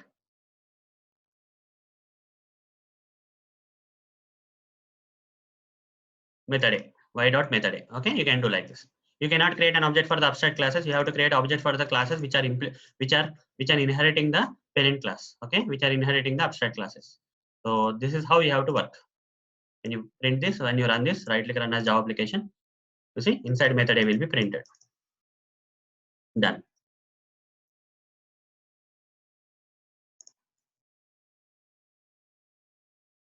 Like this. All the variables and methods of the abstract classes have to be accessed with the help of the child class object. You have to create a child class object for the child class and try to access all the variables and methods of the abstract. You cannot directly create an object for the abstract class. Okay, fine. Now guys, next one. Next abstraction concept, abstraction oops concept to be implemented in Java. Java uses two things: abstract classes as one thing for abstraction, and at the same time, interface also can be used as a mechanism for abstraction in Java. So interface. Second concept is interface in abstraction oops concept. So the purpose of an interface is just to declare all the functionalities required before actually implementing them. Okay, the purpose of the interface is just to declare all the functionalities required before. Here, abstraction is abstract classes are partial abstractions, because along with the abstract methods, you can also have non-abstract methods also. Public void method B you can say here, and you can have implement the body, because abstract classes don't restrict you to create only the abstract methods, but they will allow you to create non-abstract methods also. You can actually create implemented methods and non-implemented methods. So now, if you want to access this implemented method, a method having some body, okay, still you cannot create an object for the abstract class, guys. You cannot create an object for the abstract class. So you have to, since class Y is extending this class X, these properties will be anyhow inherited here. So what we can do, Y dot method B, we can say Y dot method using the object of the child class. You can do that. Okay, child class, you have to do that. Done. Next one. So interface. What about interface? In the interface is something a different thing when compared to abstract classes. Abstract classes will allow you to create partial abstraction is there here, not 100% abstraction. Here this is abstraction, but this is not abstraction, right? Its implementation is there. Few things are shown and few things are not shown. But in interface, 100% abstraction should be there. Okay, everything should be hidden. Everything should be hidden in interface. Okay, nothing should be visible. Everything should be hidden. That is nothing but interface. Let me explain the interface now. The purpose of an interface is to just to declare all the functionalities required before actually implementing them. It's just to create a kind of high level implementation, guys, a high level structure before actually implementing them. Okay, a plan kind of thing. Let's say you'll understand that. Okay, you will only declare the things. and that standard kind of, you will create a standard document kind of thing. Using that standard, some other things will be created, let's say. Okay, so 100% abstraction, yes, 100% hidden abstraction concept is there in interface. Interface looks similar to classes and are extension of abstract classes. Okay, let's uh, create a new interface. How to create a new interface? Right click on this and say new. Don't select class, instead select this interface. Okay, give some demo inter one. I'll say some name I am giving, demo inter one. You can create like that. You can create interfaces like this. Okay, in Eclipse you can create interface like this. They are nothing but extensions of the abstract classes. Abstract class partial abstraction is there, whereas in interface 100% abstraction will be there. 100% abstraction will be there. Let me create an interface, example interface. Let me create now. Right click, new, create an interface. Say bank. In bank. Okay. In this interface, let me create some variables and methods. Let me create some variables and methods. Some variables and methods I will create. So first of all,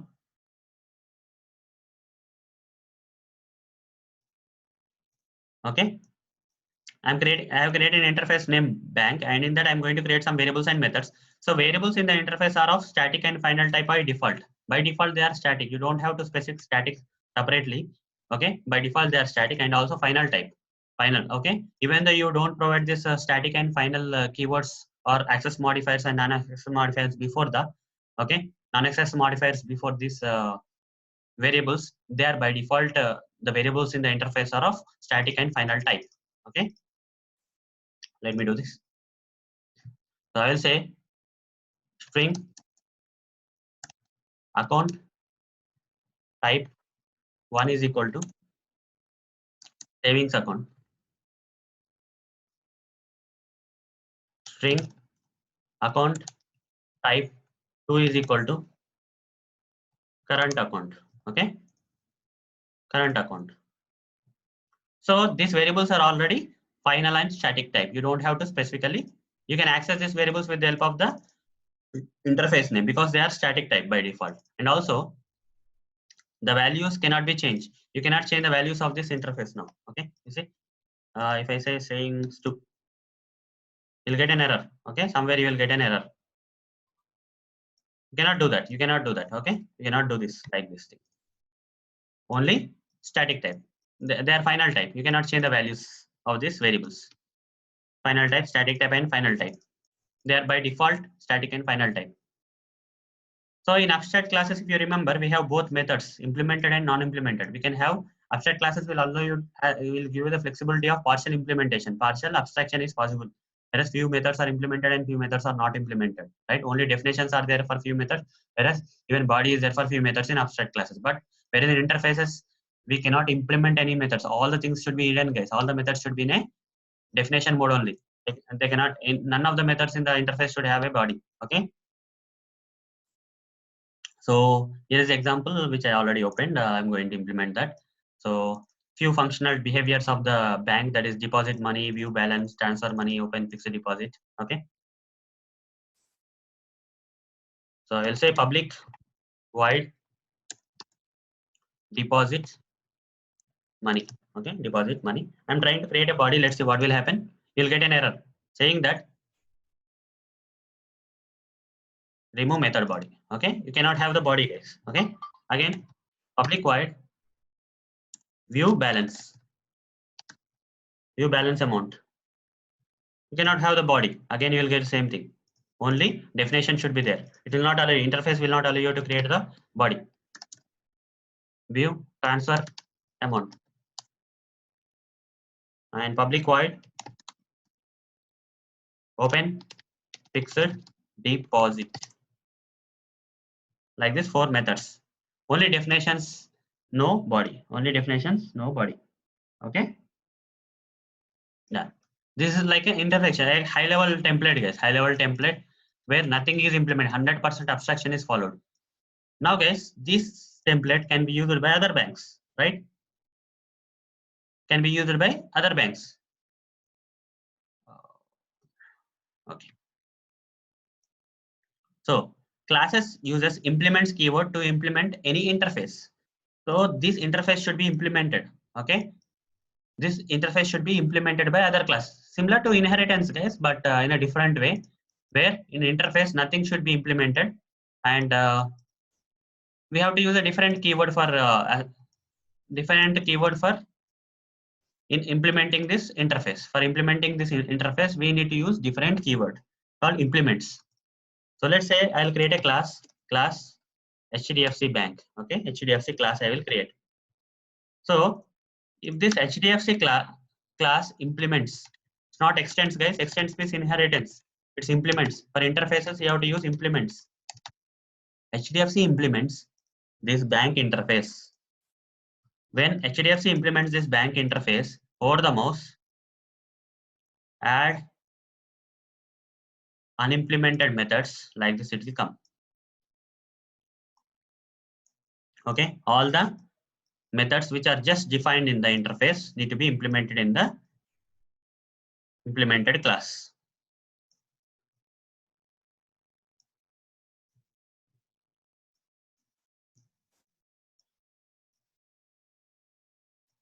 Like this.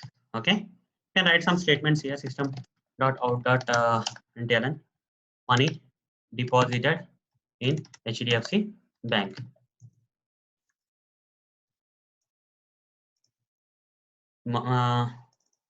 Balance viewed in HDFC Bank.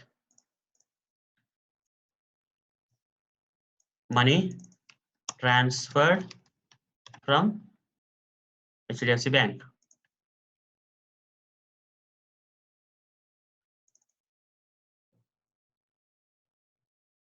Fixed deposit. Deposit opened in HDFC Bank. Save it. Okay, fixed deposit opened in HDFC Bank. Done.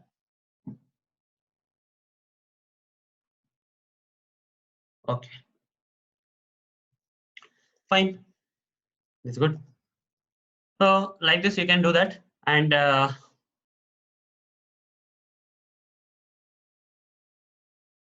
so a class implementing the interface has to implement all the methods. Okay, a class implementing the interface should implement all the unimplemented methods in the interface. So again, the classes implementing the interfaces can have their own specific properties, methods. Apart from the methods which are required from an interface, you can create your own methods properties. For example, here 4 methods are there. That is deposit, view, balance, transfer, and withdraw, which came from the interface. Apart from that, you can have your own specific method in the implemented class. That is HDFC class. Let's say here I will create another method, public void. Okay. Interest amount. Okay. Calculate interest deposit. So after, when you save some amount in the bank, okay, interest will be calculated and paid to you in a quarterly or a yearly basis, right? Interest amount, interest deposit.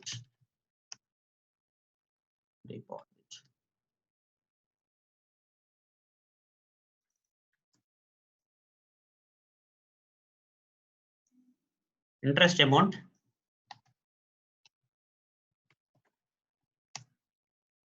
deposited in HDFC Bank. Let's say this is what I want to deposited in HDFC Bank. So the implementation classes can have their own specific methods. Apart from the methods implemented, they can have their own flavor. Now that is also done. Similarly, objects cannot be created for the interfaces, guys. Let's say I will create another class, say right click new class demo x. In this I will create some main method.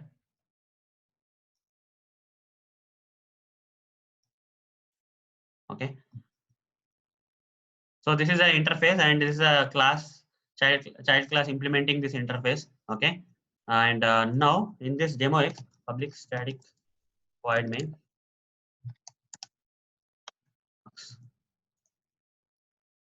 If I create an object, can I create an object for an abstract class? I cannot create, right? I cannot create an Java will not allow you to create an object for the abstract class. Similarly, Java will not allow you to create a object for the interfaces also. Try to create an object for an interface.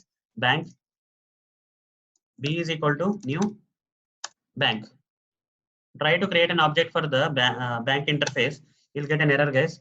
So same error that you got for the abstract class while you're creating an object. Cannot instantiate the type bank. So what's the problem then? So how to resolve this problem? So only thing that you can do is you can create an object for the child class implementing this bank interface. For example, HDFC is implementing this bank, so you can create an object for the HDFC.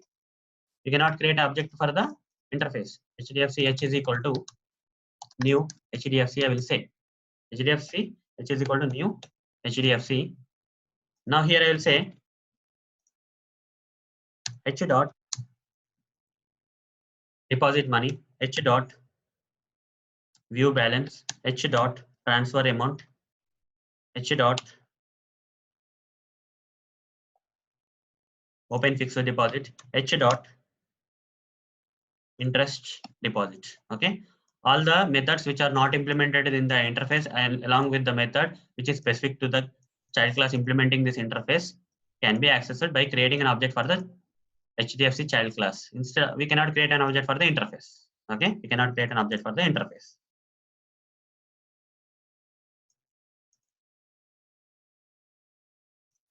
Okay, but still I want to deal something like this.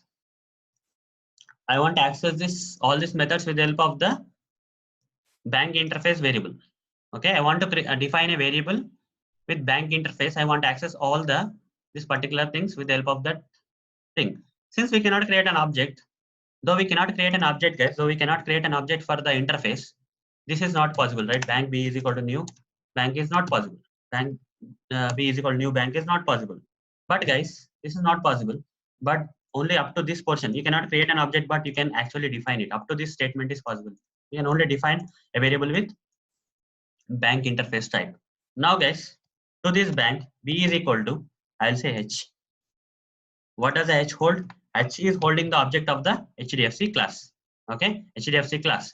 I'm assigning the object created for the HDFC class to the variable of the bank interface. I can do like this. Okay, or you can directly say bank B is equal to H. You can say bank B is equal to H. Okay, the object of the object referring to the variable referring to the object of the HDFC class is assigned to the variable of the bank. Okay, simply this B has the object of the HDFC class only. It doesn't have the object of the bank interface. It has the object of the HDFC class only. Bank B is equal to H. Okay. If now you can say B dot deposit money. I can say B dot view balance. I can say B dot transfer amount. I can say B dot open fixed deposit. I can say, but I cannot say B dot interest deposit. I cannot say B dot interest deposit. Okay.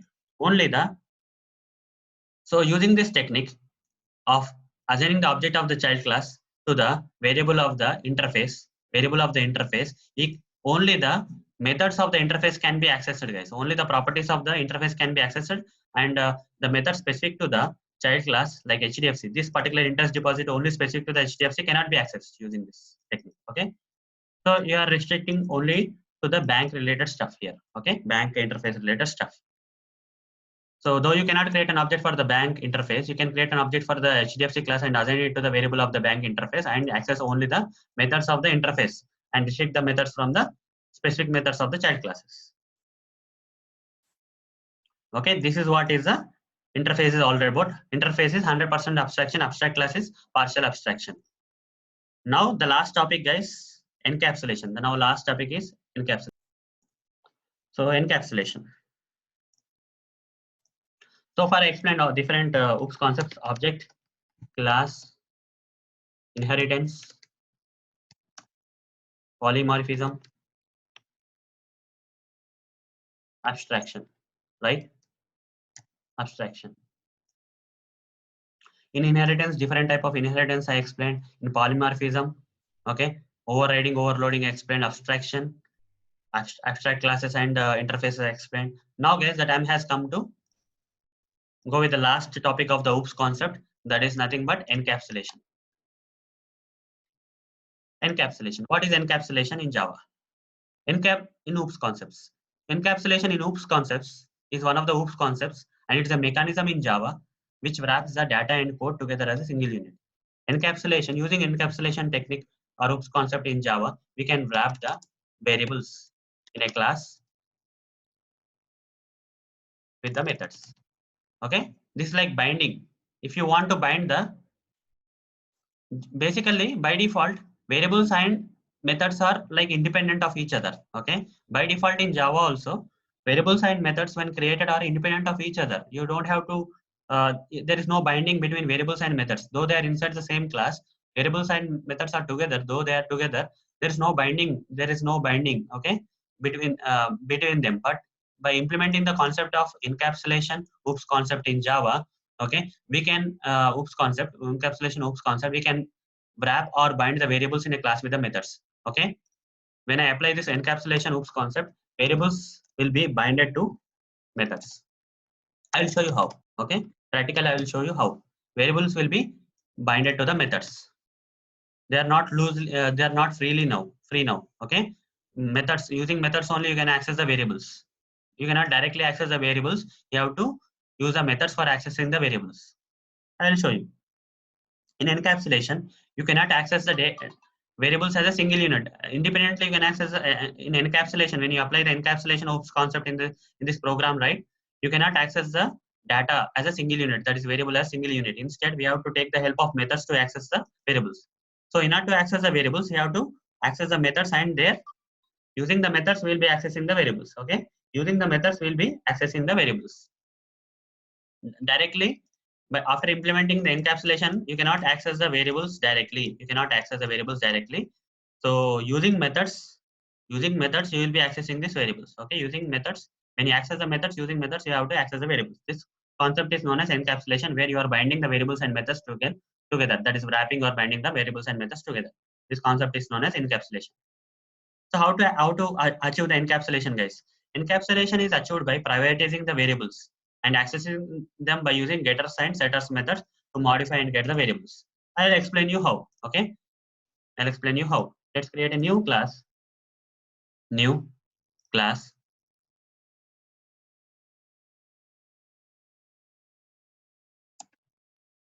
Demo 9. Okay. Public static void main string of args. And here I'm going to create a class, guys. Class.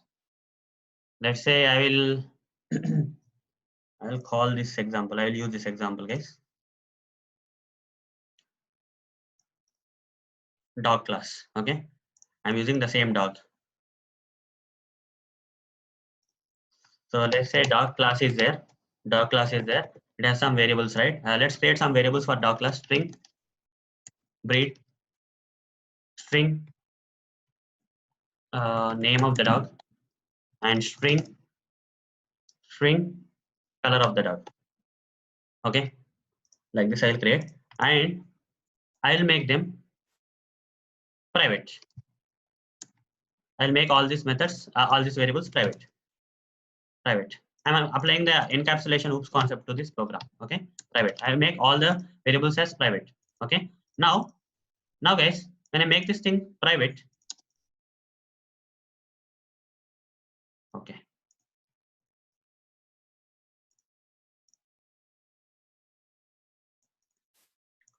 so when I make this thing private, okay, all these variables private, so what happens, guys? Can I access these variables inside this demo 9 class? Can I access the variables of the docx because they are private? The lifespan of this variables is up to here only, right? The boundary is here only. Private variables cannot be going outside. So if I try to create an object for the docx,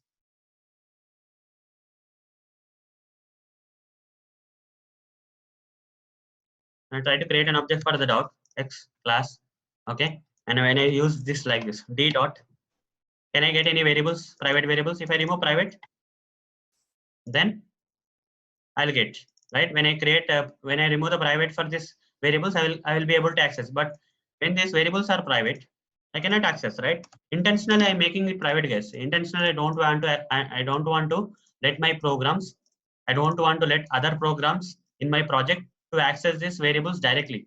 If I don't want to access, make other programs access these variables directly without any restrictions, I don't want to access. Instead, guys, what I will do here is I'll create some getter and setter methods. Okay, this dogx, even though these variables are private, I'll create some getter and setter methods. For example, I'll create this getter method. First I will set the values. First I have to, there is a concept called getter and setter methods, guys. There is a concept called getters and setters methods. Okay, so if the variables are private and if you still want to utilize them, you have to create this getter and setter methods inside the class where these variables are private. In the way, in this dogx class, these three variables are private. So inside the same class I will create some getter and setter and getter methods. First I will create the setter methods which will set the value, and getter methods which will retrieve the value. Okay, let me create public void set breed setter method. Okay, this I want to set this breed setter method. So here I will say string breed. I will say string breed. Here I will say this dot breed is equal to breed. Okay, this dot breed, this means this one, this means this parameter. Okay, so this variable I'm assigning this parameter value, this dot breed. This concept you already know, and as part of Java explained it already. Okay, now I set the breed. Now I'll give something like this: public void set name string name. I will say this dot name is equal to name. Now these are setter methods, guys. These are setter methods. Two setter methods I created for initializing this private variables. Public void set color string color. This dot color is equal to color. This dot color is equal to color. Okay, this dot color is equal to color. Now, guys, three variables are set. Now the time has come to retrieve the values. To retrieve these values, I will say public void get breed.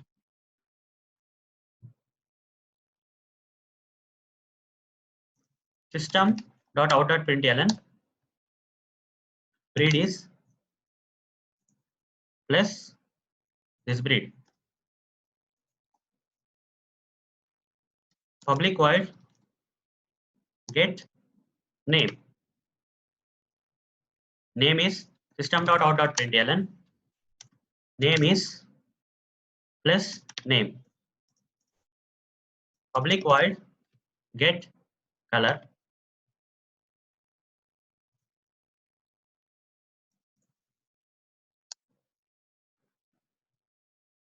Color is plus color.